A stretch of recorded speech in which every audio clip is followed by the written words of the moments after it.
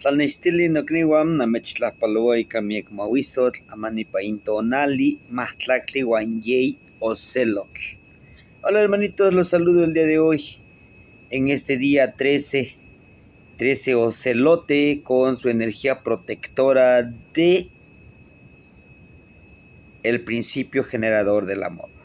El día de hoy les quiero compartir este ejercicio que justamente ayer les decía que es un ejercicio de protección, pero también empoderamiento para la lectura del rostro, la mente, el corazón de otro hermano que se encuentre enfrente de nosotros. Hacemos esto para poder potenciar nuestra percepción en nuestro cabello y unimos acá atrás nuestras manitas. Estas manitas van, aquí está la cabeza, vamos uniendo y hacemos esto aquí en nuestra nuca.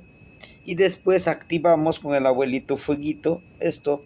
1, 2, 3, 4, 5, 6, 7, 8, 9, 10, 11, 12, 13. 13 frotes porque este representa el fuego, la chispa que activa nuestra columna vertebral. Hacemos esto, estiramos. Estamos activando nuestra columna vertebral, que es la serpiente que tenemos nosotros, para que empiece a empoderar nuestra serpiente. Enseguida creamos el bostezo. El bostezo es precisamente bostezar para poder hidratar nuestros ojos con las lágrimas, ya que esas lágrimas contienen agua y sal como protectores, pero también como potencializadores hacia la percepción, ¿verdad? Después de hacer ese ejercicio, lo que hacemos es inhalamos, exhalamos y nos concentramos en nuestra percepción, en nuestra observación.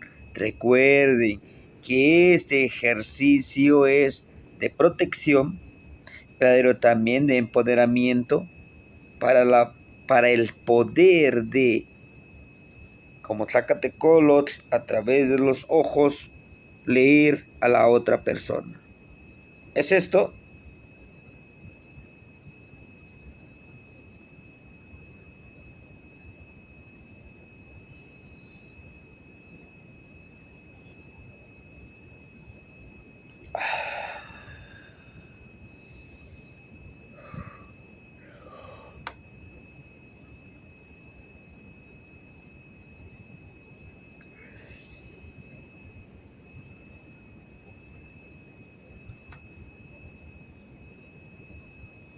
Es el ejercicio completo, ¿verdad?